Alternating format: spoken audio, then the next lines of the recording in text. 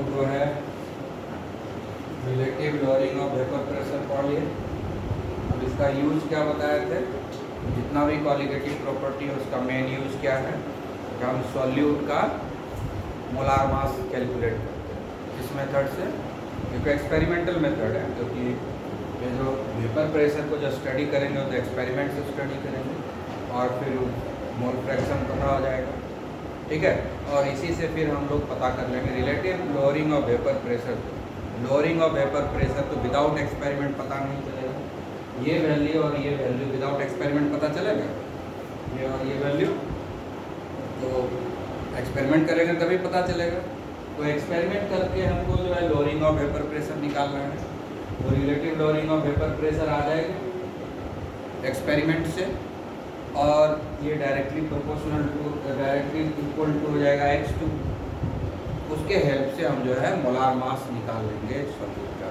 x2 किसका है, मोल fraction of solute है ना, ये x2 क्या है, मोल फ्रैक्शन ऑफ सॉल्यूट है ना।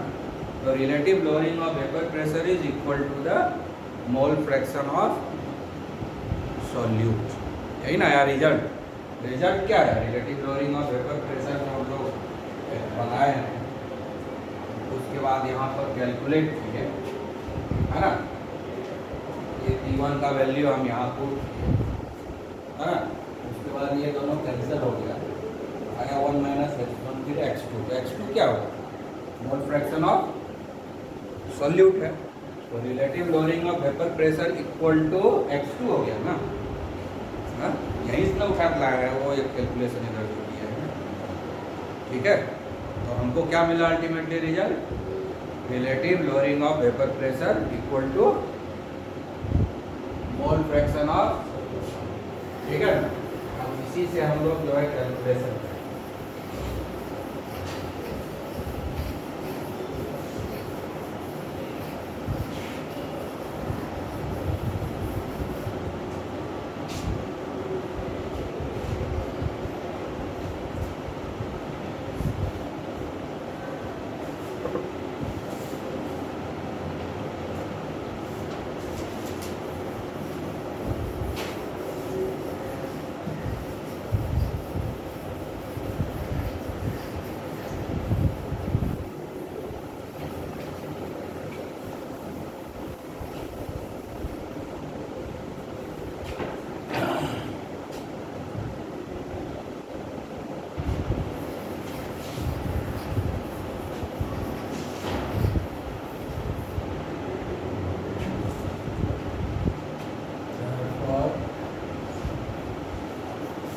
Relative lowering of vapor pressure equal to mole fraction of, यही ना निकला, हाँ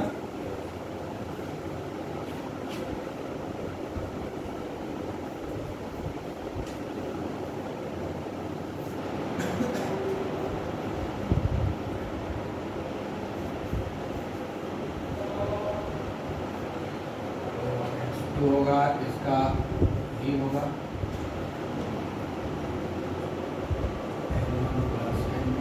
इन फॉर्मूला होगा मोल फ्रैक्शन का या नहीं होगा, हाँ जहाँ पर ये N2 क्या है, number of moles of the solute, N1 is the number of moles of solvent, N2 is the number of moles of solute, ठीक है ना।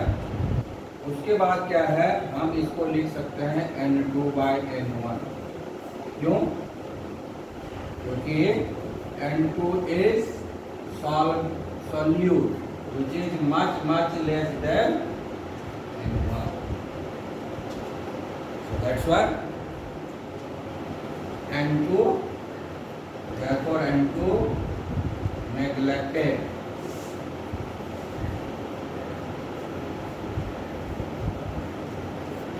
समझ में आ गया, हाँ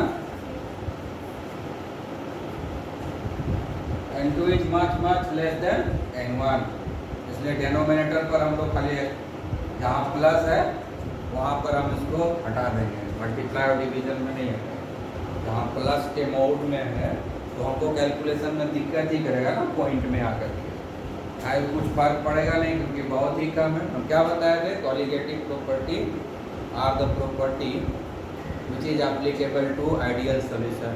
और which one is the ideal solution? Very very dilute solution. Very very dilute solutions are ideal. और यहाँ पर सॉल्यूशन ही है very very dilute. Very very dilute मतलब क्या? Amount of solute is very very less, not less, very very less. So that is why amount of solute can be neglected at denominator because that is written in addition. ठीक है, इसलिए हम इसको हटा देंगे। इसको हटा देंगे तो सिर्फ n1 बचेगा। हमारे पास क्या आ गया? n2 by n1 आ गया ना, है? अब देखो n2 हुआ और n1 का क्या लिख सकते हैं? W2 by N1 लिख सकते हैं ना। क्या फॉर्मूला होता है नंबर ऑफ मोल्स का? Actual mass by molar mass. Actual mass by molar mass यही ना है, हाँ? अब क्या होगा? Actual mass by molar mass. अब क्या है, अगर हम इसको मोलैलिटी क्या होता है? Number of moles of the solute dissolve, number of moles of the solute dissolve in 1 kg, यही होता है। ये चीज पहले हम बता देते हैं कल। अब जो है हम लोग क्या करेंगे, इसके बदले क्या लिखेंगे? W2 by M2 लिखेंगे और इसको लिख देंगे W1 by M1, जहाँ पर W2 क्या है? Actual mass of solvent in solute. Actual mass of solute हुआ, ये हुआ molar mass of the solute, ये हुआ actual mass of the solvent, ये हुआ molar mass of the solvent. ठीक है, तो हम इसको रीअरेंज करेंगे।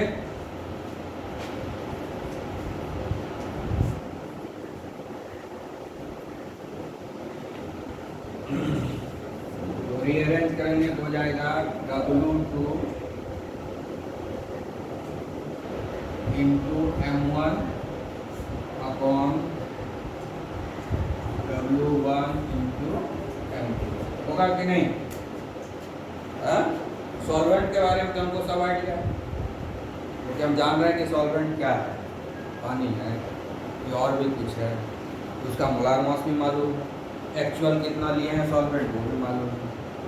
तो हमको तो मालूम ही है इसमें ना, सॉल्वेंट का सारा आइडिया है।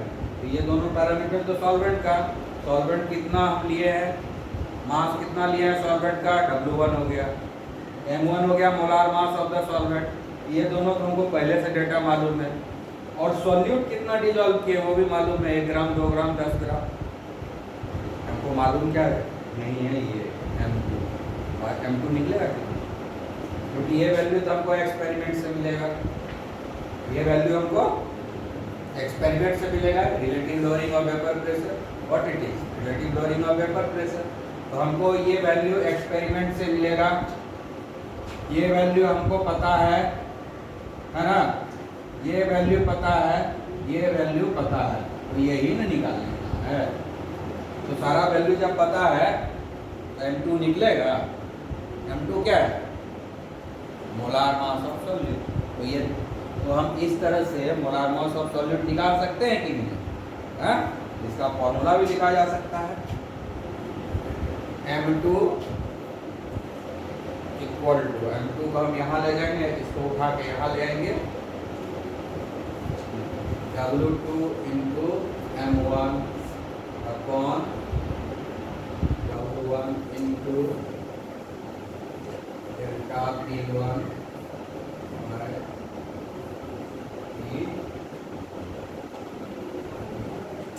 ठीक है, चल गया। It gives you the molar mass of, है ना?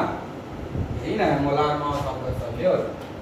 तो it is the molar mass of solute that you can determine here.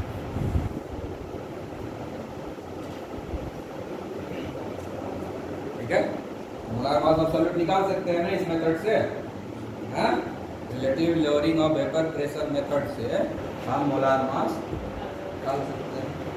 Clear? आगे बात समझ में? अब इसमें और एक चीज देखेंगे कि हम बोलते हैं कि जो relative lowering of vapour pressure है, लोअरिंग ऑफ वेपर प्रेशर है, एक्चुअली ये डिपेंड करता है नंबर ऑफ पार्टिकल्स। कैसे होगा जरा उसको भी देखते हैं, ठीक है? तो उसके लिए ये लिखिए, बस लिखिए। अब उसके लिए जरा हम लोग कैलकुलेशन यहाँ से हम हटा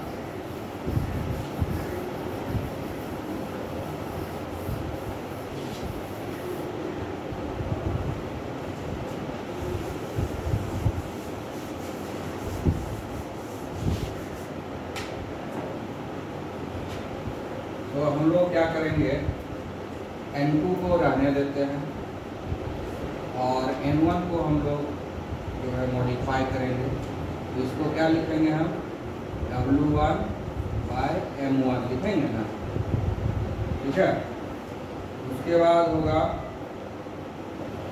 N2/W1, ये ऊपर चला जाएगा तो M1 होगा कि नहीं? अब जो है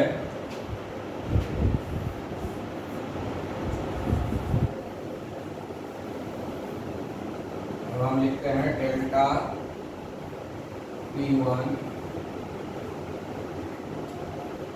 bye P1 not equal to, ये लिखेंगे M1 into N2 bye W1। अब जानते हो हम लोग हर चीज को ग्राम में नापते हैं, हर चीज को ग्राम में नाप के लेते हैं, केमिकल्स को। ये तो ग्राम में हमको केजी में कन्वर्ट करना पड़ेगा, हाँ? तो केजी में कन्वर्ट करने के लिए क्या करेंगे हम, ये W1 क्या है, ग्राम में है ना, हाँ? अब इसको केजी में करेंगे तो 1000 से डिवाइड करेंगे तो W1/1000 kg, ये हो जाएगा M1 N2/W1 इंटू 1000। ये देखो क्या है, इसका फॉर्मूला है, ध्यान से देखो क्या इसका फॉर्मूला है, पता चला कुछ?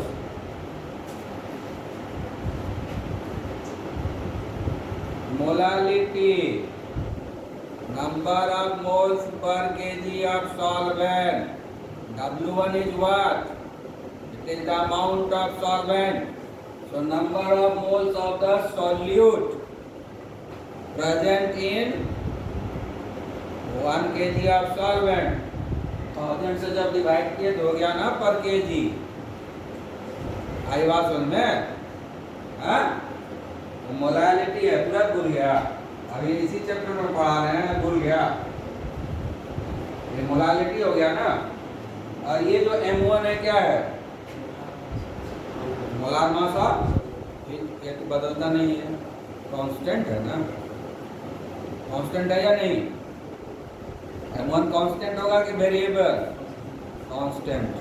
तो हम कांस्टेंट हटा करके वेरिएबिलिटी साइन दे सकते हैं ना, हाँ? क्या हो जाएगा, delta P1 upon P1 not is directly proportional to M। ये कांस्टेंट है ना M1, तो कांस्टेंट हटाते हैं प्रोपोर्शनैलिटी साइन, हाँ?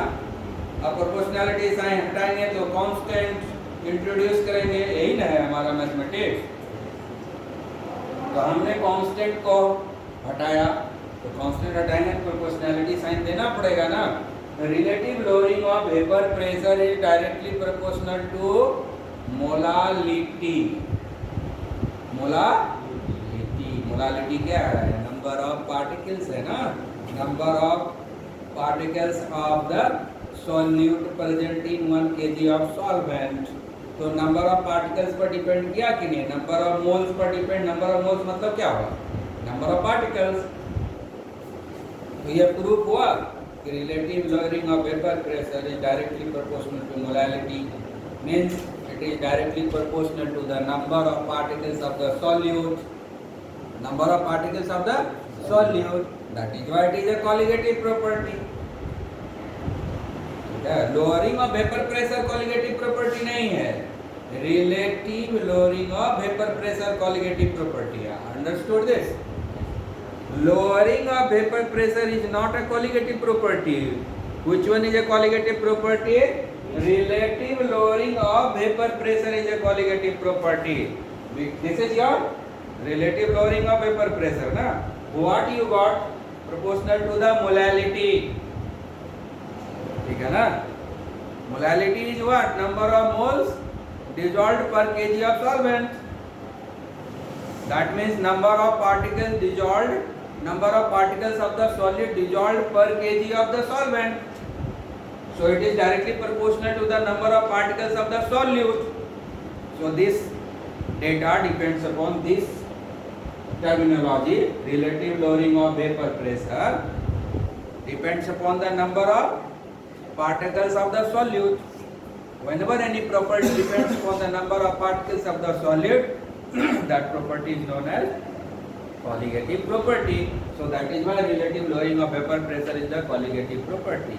Sometimes you may be asked to prove that whether the relative lowering of vapor pressure is a colligative property or not. I have understood how to prove this. Clear? This is the way you have to prove.